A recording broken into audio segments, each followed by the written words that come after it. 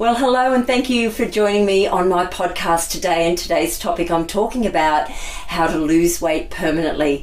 I'm Louise Skeen. I'm a mind-body health coach for women over the age of 40, and I'm also the CEO of my Slender Boss program. So today, another important topic about wellness. What are we all trying to do? We're trying to lose weight. We're trying to be the best versions of ourselves, and there's a lot of focus on our weight. But certainly over the age of 40, what's happening to our body and our hormones as they're slowing down or depleting is the fact that we're putting on weight in areas of our body that we're not used to doing that. And the dominating one seems to be around that waistline, around that tummy area, and we're starting to possibly get that little bit of a pudge or some rolls happening that we're not, as I said, comfortable with, and they're foreign to us to have. And then of course we're feeling a looseness over our body as well, and sometimes our arms might jiggle or our inner thighs might rub together and things like that. So naturally we want to feel well, we want to look well, and we want to look the best versions of ourselves, because what that does is it gives us confidence. But how can we confidently and more so permanently lose weight when there is so much conflicting information out there today? And that's what I'm here to talk to you about today. So thank you for joining me, as I said. But look, one of the biggest things I want to talk about is the word permanent, because that's what we're trying to do. We're trying to permanently lose weight.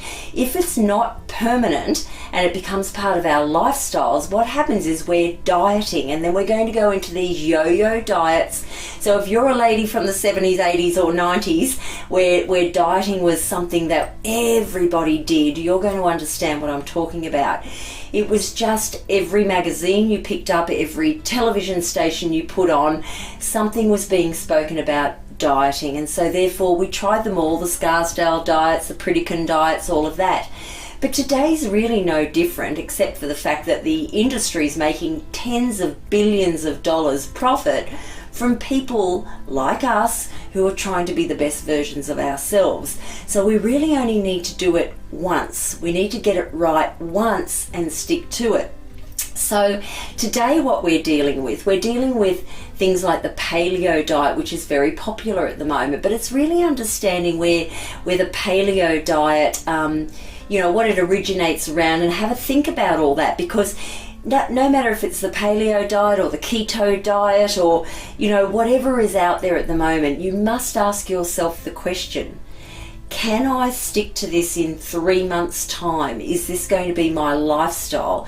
And in 6 months' time, will I still be eating exactly the same way as this particular program is asking me to do? Now, if you answer no to that, or you're not sure how to answer that question, if you will be sticking to it in 3 and 6 months' time completely, completely sticking to it, then I would suggest you don't go on it at all, okay? Because what we need to understand is to permanently lose weight, it's about permanently changing habits. And it's poor habits, the habits that may not be serving you right now, because every diet is going to work for you. Every diet will work, without a doubt. You can go and Google diets now, and you can every month try a new one. Don't do that, I wouldn't suggest it. It's going to play havoc with your hormones, but you could try that, and you will lose weight on every single one of them, because what's going to happen is it's going to ask you to cut out the foods that are not serving you right now, and they're the same standard foods for everybody, okay? That is your sugars, your processed carbohydrates, your saturated fats, those things that are causing us to put on weight, the biscuits, the cakes, the chips, the lollies, the fast foods, the sugar in the bread, all that kind of stuff. That's what's making us put on weight. So it doesn't matter what diet you pick up, it's going to ask you to deplete all that. And then another thing that a lot of these things will do is they'll ask you to either start exercising or increase your exercise amount. And you know what? That's spot on. That's exactly what you need to be doing. But because you're not possibly currently doing that, of course it's going to make a change to your body. Of course it's going to make you stronger and fitter, and you're going to feel better about yourself, and you're going to have more toned muscles because you're making good change. No different to the dieting. You're taking out all the wrong things, and so therefore you're making good change. But the question is, Can you stick to it? Okay, and as I said, if you say in 3 months' time, you visualise yourself sticking to whatever it is that they've got down on paper for you to follow, if your answer is no, I won't be able to stick to that for 3 months, or let alone 6 months, don't do it, because it's not going to be a change that's going to serve you permanently. And that's that key word that we're talking about again. So let's look at that paleo diet. Let's look at this unprocessed foods. Is that a good thing to stay, to only go on unprocessed foods? Well, unprocessed foods are very good for you. So we're talking about the fruits and the vegetables, things that haven't been cooked up and added with sugars and fats and things like that. Of course that's good for you. But is taking things like legumes out of your diet, like lentils and chickpeas and beans out of your diet, is that a good thing? And having no grains whatsoever, is that a good thing? No rice, is it a good thing? I don't think so, because you're not only taking those things out and depriving yourself of some nutrients, the biggest one being protein and even greater fibre. Okay, you need fibre in your diet, because if you don't have fibre, and this is what the paleo diet does, it takes all of your legumes and your lentils and all of that out, your chickpeas, which provide great fibre, terrific grams of fibre in your diet. If you take all that out, you're going to get constipated, you're going to get bloated, you're going to feel really, really uncomfortable and horrid. And can you stick to that for 3 to 6 months, 12 months, the rest of your life? I don't know. I wouldn't want to try it. It's entirely up to you. I'm just giving you an informed decision. Yeah, and the other thing is with the paleo is that there's no dairy.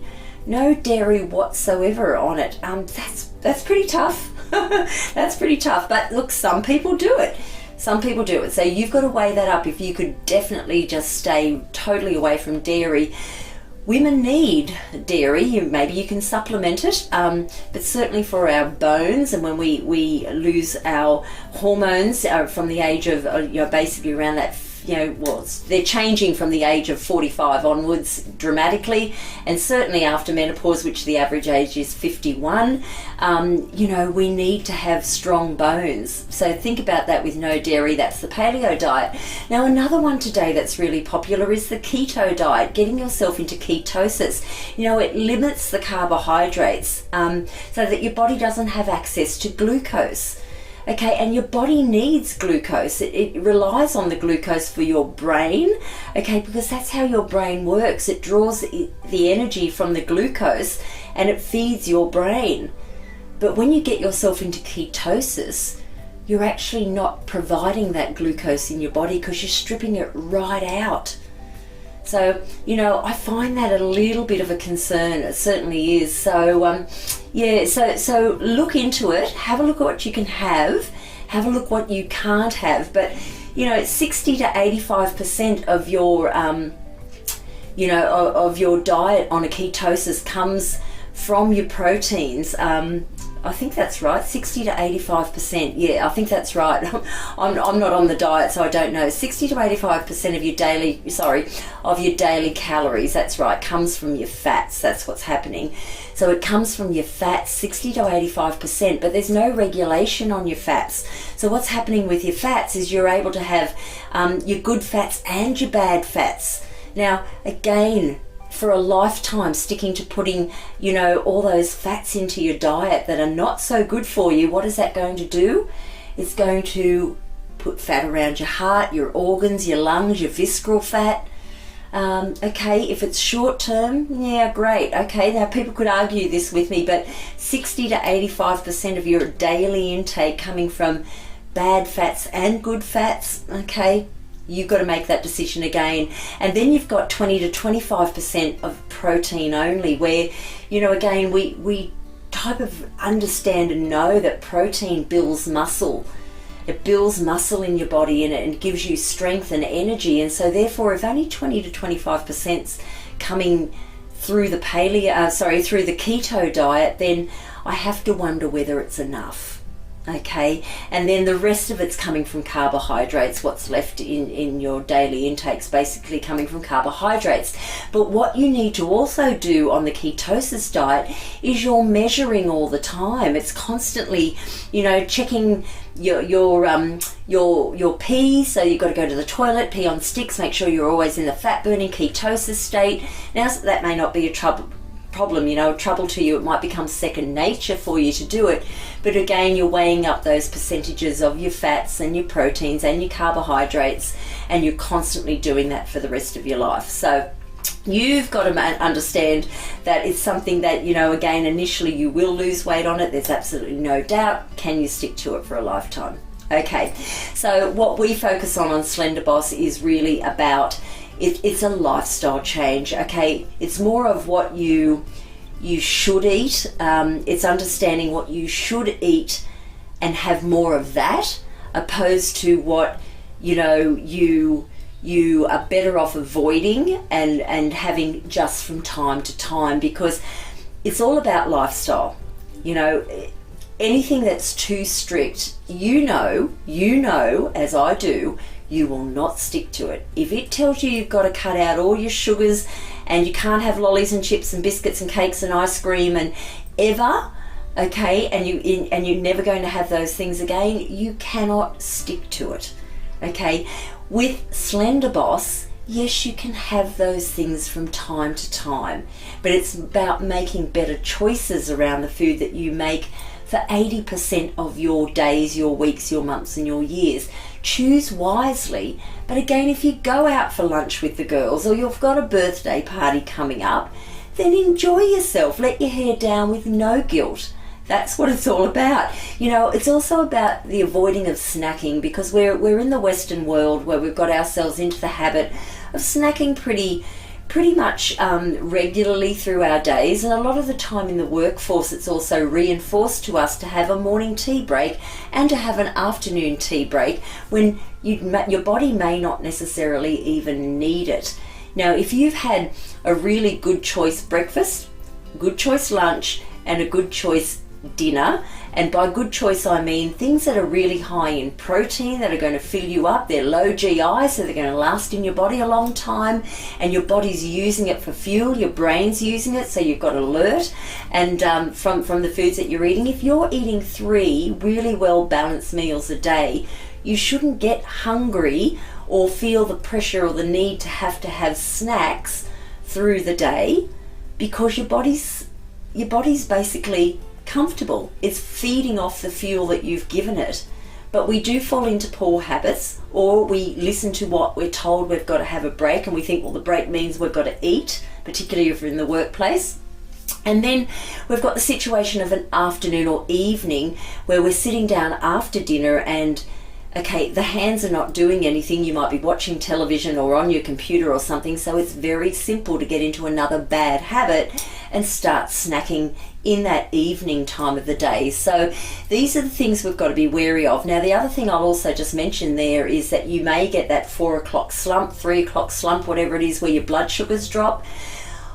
That does happen. It's a very real thing, and you, again, depends on what time you've had your lunch, or whether you've even had lunch at all, or whether you've had enough protein in that lunch. So again, if it's very real and you're having it, just make sure you consume water first.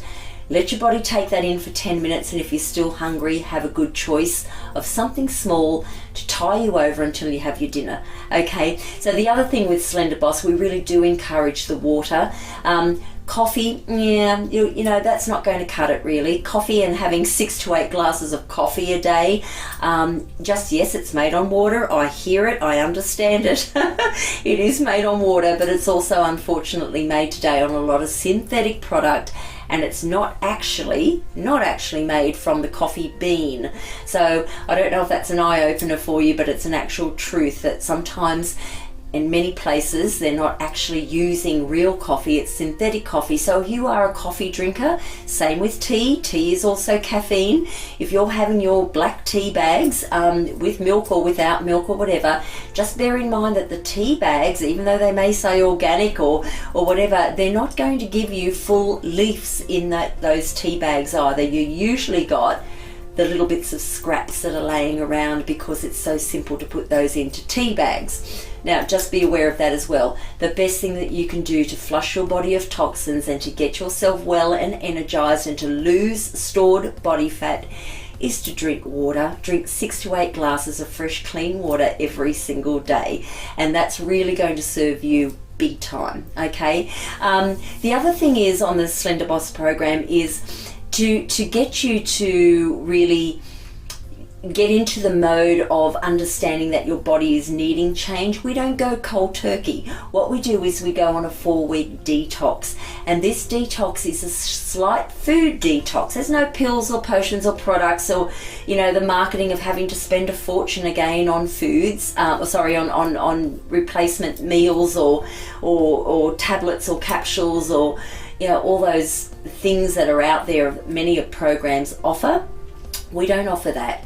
If you're buying good, healthy food and you're drinking lots of water, then you've got everything that you need to keep you healthy. So the 4-week detox we take you on is just a gradual detox from the amounts of sugars that you're having, or bad, you know, again, processed fats and just the foods that are not serving you. So we gradually start to deplete those in the first 4 weeks, but we don't take them out altogether because you're human, okay? And it's all about being human, and it's all about living life well and making the better choices and not depriving you of the things that you would like to have from time to time, and that's the key. So for permanent weight loss, you don't want to be dieting, you don't want to be stripping anything out completely that you know you really enjoy, and you want to be able to make better choices 80% of the time so that you can live life with freedom and love the skin that you're in. So that's what it's all about. So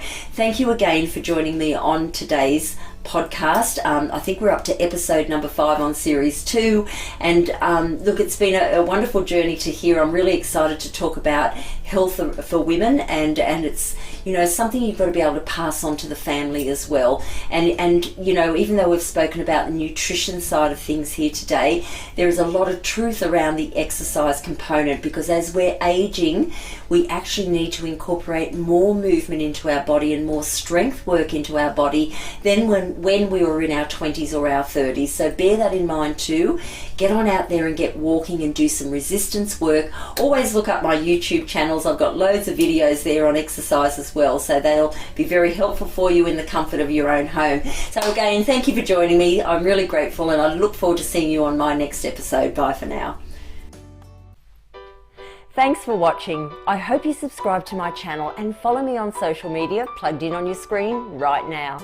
Thank you, and stay healthy, stay happy.